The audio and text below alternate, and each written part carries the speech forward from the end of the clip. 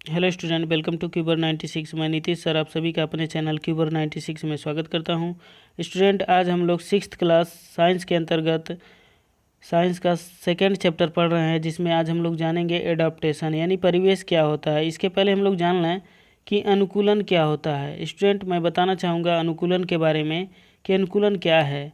Actually अनुकूलन को समझने के लिए मान लीजिए इस समय ठंडी का मौसम है, बहुत तेज़ ठंडी पड़ रहा है, तो आप ठंडी से बचने के लिए आप अपने आप को उस ठंडी में रहने के लिए अनुकूल बनाते हैं ताकि आप उस ठंडी को झेल लें।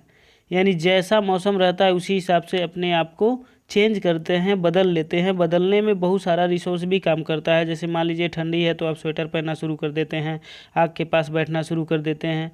तो फिर क्या है, आपने उस ठंडी को झेलने के लायक अपने शरीर को बना दिया।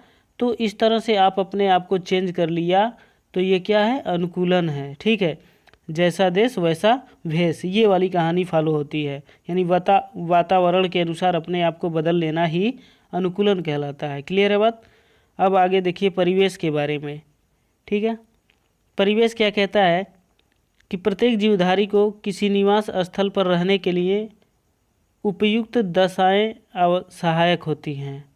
प्रत्येक जीवधारी को किसी भी निवास स्थल पर रहने के लिए उपयुक्त दशाएं यानी उसके लायक दशाएं सहायक होती हैं। यानी कुछ ऐसे सिचुएशन की ज़रूरत होती है जो कि उसके रहने में सहायक होता है। इन्हीं उपयुक्त दशाओं द्वारा पर्यावरण के अनुसार जीवधारियों में शरीर को ढालने की क्षमता का विकास होता है।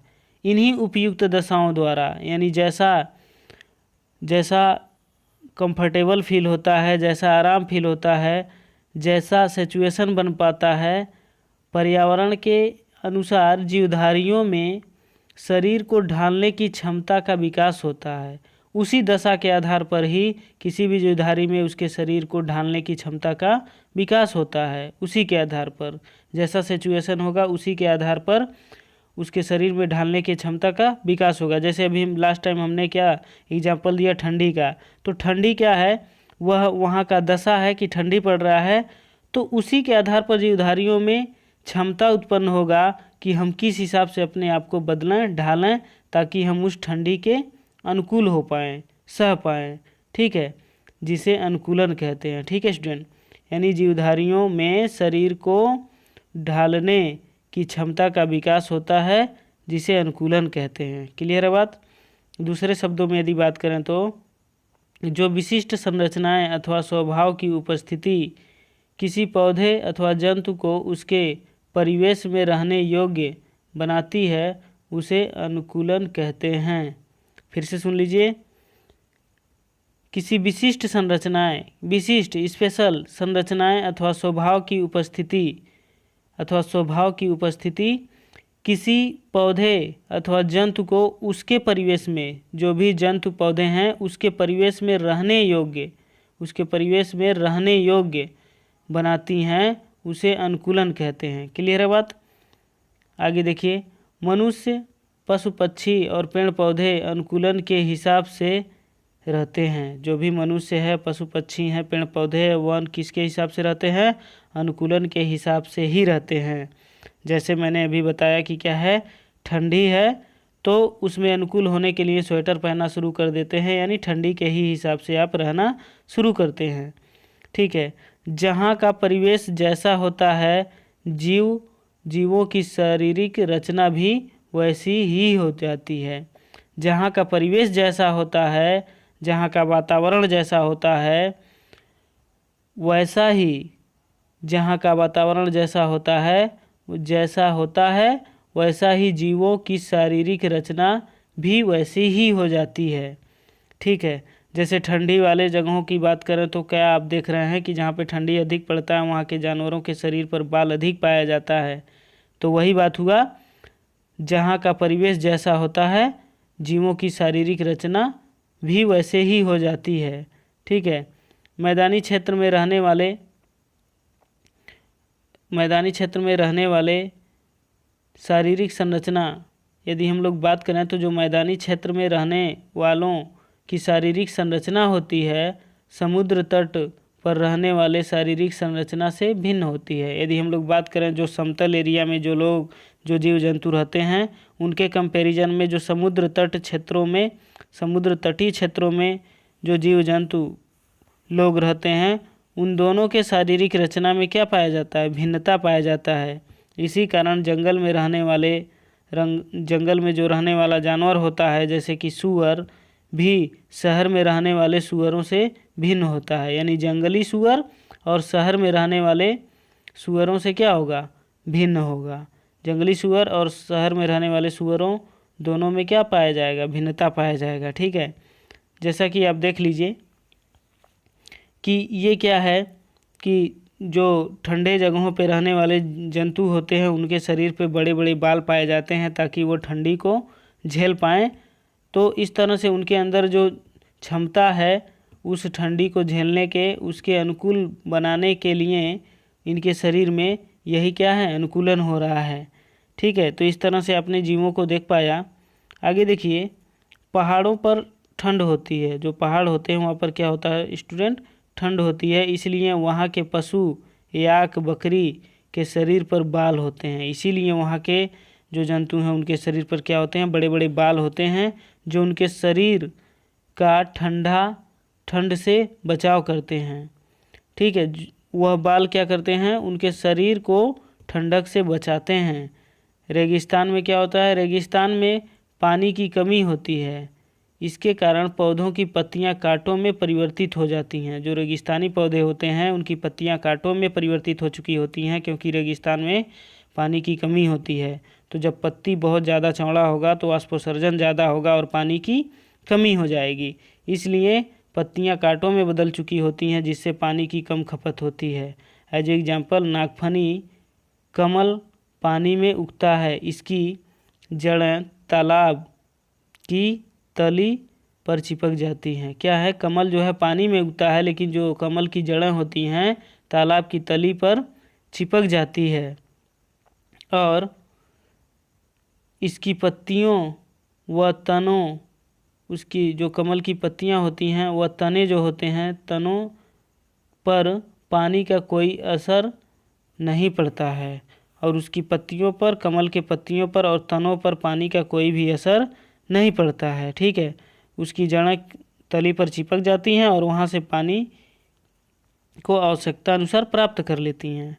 ठीक है, यदि हम लोग जलीय परिवेश की बात करें तो क्या है, जलीय परिवेश में क्या होता है, जलीय वातावरण में रहने वाले जो जीव होते हैं उनके बारे में हम लोग डिस्कस कर रहे हैं। जलीय वातावरण में रहने के लिए शरीर को सुरक्षा की आवश्यकता होती है। यानी जलीय वातावरण में रहने के लिए शरीर को सुरक्षा की आवश्यकता होती है, शरीर को बचाने की आवश्यकता होती है।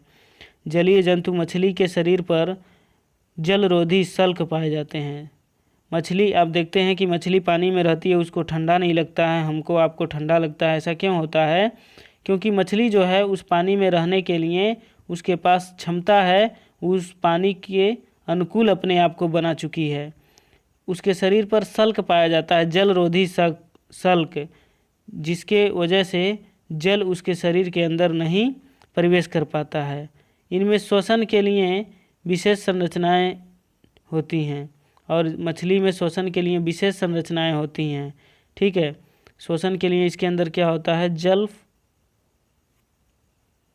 जल को अपने गलफड़े द्वारा निकालती है जिससे कि वह शोषण करती है और उसको जो कहते हैं, जिस पार्ट से वह शोषण करती है, जल क्लोम कहते हैं। क्या कहते हैं, जल क्लोम कहते हैं, जिसके द्वारा, जिस संरचना के द्वारा मछली शोषण करती है। तैरने के लिए इनका शरीर धारा रेखित होता है। जो तैरने के लिए मछली का जो शरीर होता है धारा रेखित होता है और जिस वजह से तैरने में आसानी होती है, तथा चपटा होता है, चपटे पंख होते हैं जो कि तैरने में आसानी होता है। इसी प्रकार अन्य जलीय जंतुओं में भी अनेक विशेष प्रकार की विशेषताएं पाई जाती हैं जिनके कारण वे जल में निवास कर पाते हैं। जैसे आपने मछली को देखा कि उसके अंदर जल क्लोम पाए जाते हैं जिससे वह शोषण करती है, ऑक्सीजन को ग्रहण कर लेती है। उसके शरीर पर शल्क पाया जाता है जिसके वजह से शरीर में पानी प्रवेश नहीं करता है। धारा रेखित होता है जो कि तैरने में सहायता मिलता है। पंख होता है जो कि तैरने में सहायता करता है। जंतु की तरह जलीय पौधों में भी अनुकूलन होता है। जंतु की तरह जलीय पौधों में भी क्या होता है? अनुकूलन होता है। पौधे भी अनुकूल बनाते हैं जो जल में पाए जाते हैं। इन पौधों का शरीर कोमल तथा कमज़ोर होता है। इन पौधों का शरीर कैसा होता है? कोमल तथा कमज़ोर होता है। ठीक है, पहाड़ी क्षेत्रों की बात करें हम लोग तो क्या पाएंगे? यदि आप पर्वतीय स्थलों पर गए होंगे तो आपने देखा होगा कि वहाँ की मिट्टी, पेड़ पौधे तथा जीव जंतु मैदानी भागों अथवा मरुस्थलों के पेड़ पौधे और जीव जंतुओं से भिन्न है। आपने देखा होगा कि जो पहाड़ी क्षेत्रों में जीव जंतु और पेड़ पौधे हैं उनसे रेगिस्तानी क्षेत्र और मैदानी क्षेत्र के पेड़ पौधे और जंतुएं कैसे हैं? भिन्न हैं शारीरिक संरचना के आधार पर। यहाँ की जलवायु बहुत ठंडी होती है। पहाड़ी क्षेत्रों में कैसा होता है? वहाँ की जलवायु जो होती है, क्लाइमेट जो होता है बहुत ठंडी होती है। फिर क्या होता है? पहाड़ों पर आप जितने ऊपर जाएंगे उतनी अधिक ठंड मिलेगी, जितने ऊपर जाएंगे उतनी ही अधिक ठंड मिलेगी तथा बर्फ़ पड़ती मिलेगी और बर्फ़ भी पड़ी मिलेगी। बर्फबारी भी होता है ऊपर पहाड़ों पर। इसी कारण यहाँ के पशुओं की त्वचा मोटी होती है। इसी कारण जो पहाड़ी क्षेत्रों में रहने वाले पशु हैं उनकी त्वचा कैसी होती है? मोटी होती है, ताकि ठंडी से बच पाएँ। और क्या होता है? उनके शरीर पर बाल होते हैं और उनके शरीर पर लंबे घने बाल होते हैं जिससे ठंडी से बचने में सहायता होता है, जो उन्हें ठंड से बचाते हैं। ध्रुवों पे आप जानते हैं जो कि पोल होता है, वहाँ पर ठंड बहुत अधिक होता है। ध्रुवीय भालू, याक तथा तेंदुए इसके उदाहरण हैं। ध्रुवीय भालू जो कि आप देखे होंगे कभी, तो क्या है कि इसके उदाहरण हैं ध्रुवीय भालू और तेंदुआ जो होता है उनके शरीर पे बाल और उनके त्वचा बहुत मोटी होती है जिससे वह ठंड से बच पाते हैं। नेक्स्ट क्या है कि पहाड़ी भेड़ बकरियों के खुर उसे ढाल वाली चट्टानों तथा पहाड़ियों पर चलने में सहायक होते हैं। उनके जो खुर होते हैं, जो पंजे होते हैं, इस प्रकार बने होते हैं ताकि ढाल वाली और चट्टानों पर पहाड़ियों पर आसानी से चल पाएँ। पहाड़ों पर उगने वाले पेड़ जो होते हैं शंक्वाकार होते हैं। जो पहाड़ों पर उगने वाले पेड़ होते हैं शंक्वाकार होते हैं, इस टाइप के होते हैं, ताकि जो पहाड़ों पे बर्फ़ पड़ता है वो बर्फ़ आसानी से इसके ऊपर पड़े तो वो स्लाइड होकर के सरक करके नीचे आ जाए, जिससे कि पेड़ का ज़्यादा कुछ नुकसान ना हो, ये पेड़ हरा भरा और जीवित रह पाए। ठीक है, आगे क्या होता है?